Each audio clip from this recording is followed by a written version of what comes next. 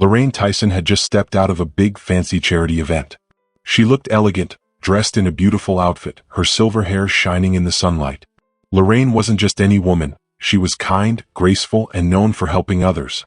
The event had been wonderful, full of happy people, inspiring speeches, and lots of hope for those in need. It had been a long but meaningful day, and now she was ready to go home. The warm midday sun touched her face as she reached into her purse. She was looking for her phone so she could call her son, Mike Tyson, to pick her up. Mike was not just a great boxer, he was also a loving and protective son. Lorraine smiled to herself as she imagined him showing up with his usual warm, caring energy. But as she searched for her phone, someone else was watching her. Across the street, Officer Clara sat in his police car, gripping the steering wheel tightly. His pale hands turned white as he clenched them into fists. He didn't like what he was seeing. He didn't believe Lorraine should be in such a nice place. In his mind, people like her didn't belong at fancy events. His face twisted in anger as he watched her, and he felt an ugly, burning need to act. He wasn't looking for trouble, he was looking for power. And in his cruel mind, picking on Lorraine made sense. The moment Lorraine finally found her phone, relief washed over her. She had enjoyed the day, but now she was tired.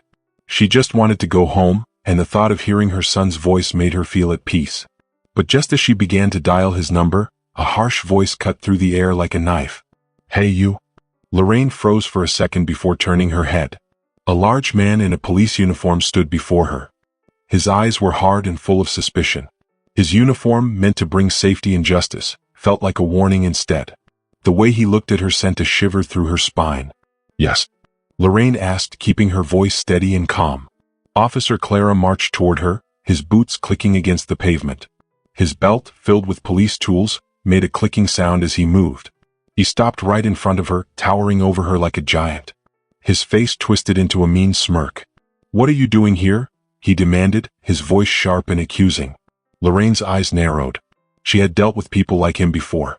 People who judged her just by looking at her. People who thought she wasn't good enough to be in certain places. But she was not the kind of woman to be easily shaken. "I just attended a charity event," she said firmly. "I'm waiting for my son to pick me up." Clara's lips curled into a sneer. He crossed his arms, shaking his head like he didn't believe her. "A charity event, huh? Are you sure you weren't just looking for a free meal?" he asked mockingly. Lorraine's patience thinned. She had spent years facing this kind of disrespect, but she had learned to stand strong. Her voice remained cool and steady. "I have no interest in your ignorance, officer." Clara's smile grew wider, like a cat that had just caught a mouse. He took another step closer, his large body casting a shadow over Lorraine. "Oh, you've got a mouth on you, don't you?" he said in a low, dangerous voice. "Let's see if that mouth can get you out of trouble." Lorraine sighed. She was exhausted by this nonsense. She didn't want to waste her energy arguing. She turned away and lifted her phone to her ear, ready to call Mike and leave this ugly moment behind. But suddenly, snatch. A rough, merciless hand grabbed her purse and yanked it away. Lorraine stumbled back in shock, her heart pounding. The thin strap of her purse broke under the force, leaving her empty-handed. The street, once buzzing with life, fell into silence as people turned to see what had just happened. Gasps filled the air. Some people covered their mouths, their eyes wide with disbelief. Others pulled out their phones and began recording, capturing every moment. But Clara didn't care. He held Lorraine's purse in his hands like a trophy. He glared down at her, his smirk growing crueler. "Let's see what you've got in here," he said as he began rifling through her belongings. Lorraine clenched her fists, her face filled with anger and disgust. "That's my purse. Give it back," she snapped. Clara only chuckled. "Oh, is it? Are you sure you didn't steal it?" Lorraine felt her blood boil. "I don't have to prove anything to you." The crowd around them was growing. People whispered among themselves, looking uncomfortable, but no one stepped forward. Some wanted to help, but they were afraid. But then, rumble. A deep, powerful sound echoed in the distance. It was the growl of an approaching car engine. A black car pulled up to the curb, its doors swinging open. And out stepped a man. A man built like a warrior. A man whose very name sent chills through the strongest of fighters. Mike Tyson. The moment he stepped onto the sidewalk, the air seemed to shift. The people watching gasped again, this time with excitement. The look on Mike's face was calm, but deadly. His sharp eyes took in the scene, and his hands, wrapped in muscle and power, curled into fists. Officer Clara turned, his smirk fading. He hadn't expected this. Mike's voice was low, yet it roared with danger. What's going on here? Lorraine turned toward her son, relief flooding her face. This officer is harassing me, Mike. He took my purse. Mike's jaw tightened. His body tensed. He stepped forward, his muscles flexing as he squared up to the officer. The crowd murmured in excitement. They knew what was coming. Clara, for the first time, looked nervous. He wasn't just facing any man, he was facing Mike Tyson, the most feared boxer in the world. Still, he tried to act tough. I was just doing my job, Clara stammered, gripping his belt. She looked suspicious. Mike's eyes locked onto Clara's, sharp as daggers. Suspicious? He repeated, his voice a low growl. That's my mother. Clara swallowed hard, suddenly realizing he had made a terrible mistake. Mike stepped even closer. He was no longer just a son, he was a protector, a force of nature. His fists clenched at his sides, ready. The crowd leaned in, eager for what would happen next. Bam. In a flash, Mike's right hand shot out like lightning, landing a powerful punch right to Clara's stomach. The officer gasped, his breath knocked out of him as he doubled over. Bam. Another punch, this time to the jaw. Clara's head snapped back, his legs wobbling. The smirk was completely wiped off his face. The crowd erupted into cheers. Clara stumbled, dazed and in pain. He tried to stand, but Mike wasn't done. He grabbed the officer by the collar, lifting him slightly off the ground. His voice was a terrifying whisper. If you ever touch my mother again, you won't be getting back up. Clara's face turned pale. He nodded weakly, his whole body trembling. Mike let go and Clara collapsed to the ground, groaning in pain. Without another word, Mike picked up Lorraine's purse and handed it back to her. He placed a gentle hand on her shoulder. You okay, Mom? Lorraine smiled softly. Now that you're here, I am. Mike led his mother to the car as the crowd cheered behind them. Clara lay on the ground, humiliated, his face bruised, his pride shattered. As Mike and Lorraine drove away, the city buzzed with excitement. Because that day justice had been served, Mike Tyson's way. The noise around them grew louder, making everything feel even more serious. The sounds of the crowd talking, gasping, and whispering blended together into one big storm of noise. It made the moment feel heavier, more intense, like something truly terrible was happening. Lorraine was caught completely off guard by the sudden attack. 1 second everything was normal. The next, Clara had grabbed her purse, his face full of arrogance and power. She spun around, her eyes flashing with anger, her voice filled with fury. What are you doing? She yelled, her voice strong and unwavering. Her words weren't just words, they carried the weight of years of unfairness, of mistreatment, of being told she wasn't good enough, of people like Clara thinking they could do whatever they wanted. This wasn't just about her purse. It was about something bigger. That's my purse. You have no right to take it, she snapped, her voice trembling with rage. But Clara, drunk on his own power, didn't care. He smirked, his eyes gleaming with cruel amusement, as he dangled Lorraine's purse in front of her. He treated it like a joke, like a toy, as if her dignity meant nothing. Just making sure you didn't steal it, he said, his voice dripping with hate. We gotta be careful with people like you. Never know what you might find. Lorraine's heart pounded in her chest. Her anger burned like a wildfire, growing hotter and hotter with every second. Her voice was no longer just firm, it was filled with fire. Give that back, she barked, her words sharp and powerful. Right now. You have no right to do this. This is harassment. But Clara only laughed. He felt invincible. He felt untouchable. The crowd had been watching from the start, but now they moved even closer. Some whispered to each other, shaking their heads in disbelief. Others stood frozen, their eyes wide. Many held up their phones, recording everything. The air was heavy with tension. It felt like something big was about to explode. And then, suddenly, smack. Clara's fist flew forward and punched Lorraine hard in the face. The blow was fast, brutal, and full of force. It sent her stumbling backward, her body swaying, her vision blurring. Her head spun. The world around her twisted and shifted, colors blending together in a dizzying dance. The crowd gasped in shock. Their whispers turned into shouts, voices rising in horror and fury. Lorraine tried to steady herself, but her body couldn't take it. She fell, hitting the ground hard. She lay there, small and vulnerable. A woman who had done nothing wrong, now broken on the ground. For a few long seconds, everything was silent. No one moved. No one spoke. It was as if time itself had frozen. The moment stretched endlessly, caught between the act of violence and whatever would happen next. Then, screech. A piercing, loud screech shattered the silence. A black SUV roared onto the street, its tires screaming against the pavement. Smoke rose from the tires as it came to a hard stop. The door swung open. A man stepped out. His steps were long and full of purpose. Every motion was controlled, powerful, full of meaning. His leather jacket creaked with each movement. His eyes locked onto the scene like a hawk spotting its prey. Sure. Unwavering. Dangerous. His face was cold, hard, emotionless. But underneath, something was boiling. A storm waiting to break. It was Mike Tyson. The legend. The fighter. A man who had spent his life training, fighting, winning. A man who knew violence better than anyone else. The crowd shrank back. They knew who he was. They felt the danger in the air. The air grew thicker. It felt like something huge was about to happen. Mike's sharp eyes scanned everything. He saw the fear in the crowd. The stunned silence.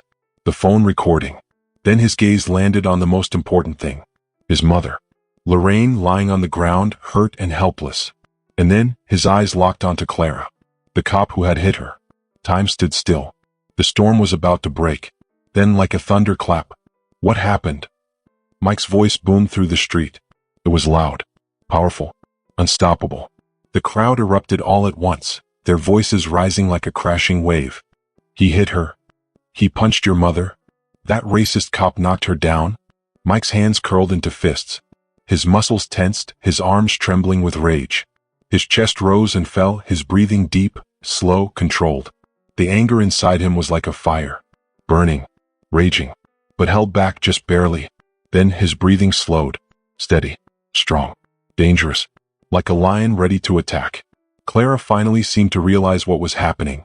His grin wavered just a little, but he still forced out a laugh. He turned to face Mike, his smirk returning, his eyes filled with arrogance. He laughed, a sharp, cruel sound.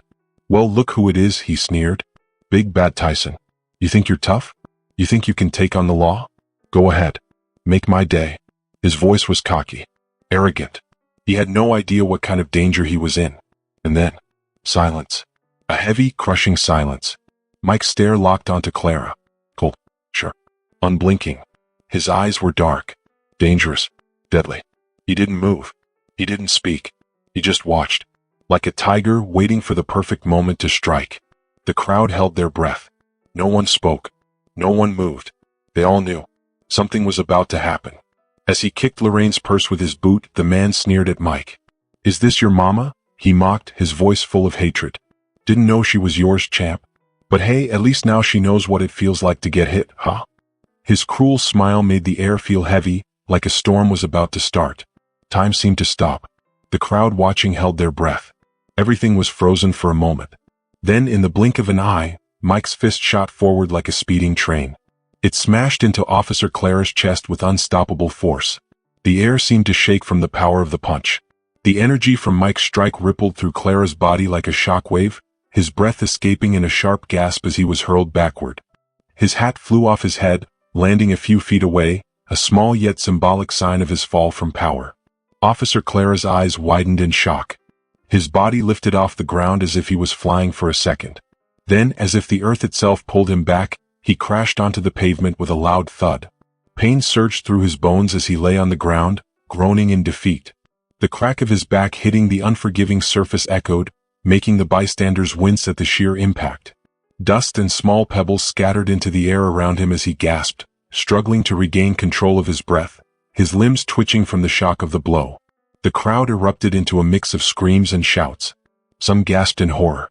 Others, excited by their phones, rushed to record everything. Their cameras captured every detail, every second, as if they were filming history. The energy in the air crackled with a mix of fear, excitement, and justice. A group of teenagers huddled together, their faces illuminated by their screens as they whispered to each other in disbelief. An elderly man, shaking his head, muttered something about how things had changed, while a young mother covered her child's eyes, shielding them from the violence yet unable to look away herself. Officer Clara, groaning in pain, tried to crawl away. His face twisted in agony with every breath. His ribs ached, and his hands scratched at the ground as he struggled to move. But before he could escape, Mike was already on him, moving like lightning. With another powerful punch, Mike's fist slammed into Clara's jaw. It was like a hammer smashing stone. Blood spattered onto the pavement, painting a brutal picture of raw justice. The officer's head snapped back violently, his body rolling to the side from the force of the impact, his fingers twitching as he tried to grasp onto something, anything, to anchor himself in this whirlwind of pain. Clara's body, already weak, had no chance. He fell back like a puppet with its strings cut. Mike towered over him, his voice low but filled with rage. "You punched my mother," he growled. "You thought you could get away with it? You think you can mess with my family?" His words hung in the air, thick with fury, and the crowd absorbed them like a congregation hearing a sermon of righteous anger. The weight of Mike's rage was almost a physical presence, wrapping around the space like an electric storm waiting to explode again. The crowd watched in silence, feeling the weight of Mike's words. Officer Clara, still gasping for breath, stammered weakly, "Why, you're assaulting an officer. You won't get away with this." His voice cracked, and the false bravado in his tone was evident. He knew he had lost control of the situation, and the once commanding officer was now just a broken man pleading for mercy that he had never shown others. The people in the crowd weren't buying it. They shouted back at him. "You hit an old lady first. It was self-defense. You deserved it." Their voices rose, a wave of truth crashing over Clara's weak protests. A woman clutching her purse stepped forward, her eyes flashing with anger. "We all saw what you did. You think that badge makes you untouchable? Well, not today." Her words lit a fire in the crowd, and others nodded in agreement, their murmurs growing louder. Mike grabbed Clara by the collar and lifted him off the ground as if he weighed nothing. The officer's feet barely touched the pavement, his body hanging in the air. "You didn't think about that when you hit my mother, did you?" Mike said, his voice sharp with anger. "You didn't care who she was. You didn't care what you were doing." His grip tightened, and Clara let out a choked gasp, his hands flailing weakly, trying to pry Mike's fingers off his uniform. Then, with unbelievable strength, Mike lifted Clara higher. The officer's body flew through the air before crashing down onto the hood of his own police car with a loud bang. The metal shook from the impact, the sound echoing through the streets like thunder. A long dent marred the hood of the cruiser, a physical testament to the wrath that had been unleashed. The red and blue paint smeared under Clara's weight, his body sliding limply to the side, his breathing shallow. Officer Clara groaned in pain, his body broken and beaten. The crowd, stunned into silence, could only watch. Then, in the distance, the wailing of sirens cut through the air. Flashing red and blue lights filled the evening sky as police cars screeched to a stop. Officers jumped out, looking around with confusion. They saw Mike standing over Clara, fists clenched, anger still burning in his eyes. Then, something unexpected happened. The witnesses stepped forward. With their phones in their hands, they shouted the truth. "That cop hit an old woman. Mike was protecting his mom. He started it." Their voices grew louder, more insistent, and the new officers hesitated. They exchanged uncertain glances, the weight of the evidence making their usual response more complicated than they had expected. The new officers hesitated, unsure of what to do. They looked at each other, caught between their duty and the reality in front of them. Then one officer, his face serious, made a choice. He pulled out his handcuffs. With a sharp click, he locked them around Clara's wrists. "Officer Clara, you're under arrest," he said firmly. His words hit Clara like a punch of their own. The injured officer's face went pale with shock. He couldn't believe it. Mike, his anger finally cooling, turned away from Clara and rushed to his mother's side. He knelt down, gently holding her face in his hands. "Are you okay, Mom?" he asked softly. His voice, once filled with rage, was now full of love and worry. Lorraine, though still shaken, smiled weakly. Her eyes were filled with pride and warmth. She lifted a trembling hand to Mike's cheek, letting him know that she was okay, that he was her hero. Behind them, the crowd, now free from fear, began to cheer. Applause and shouts of celebration filled the street. They had just witnessed justice being served. A mother's strength. A son's unbreakable love. Mike helped his mother toward his SUV, ready to leave.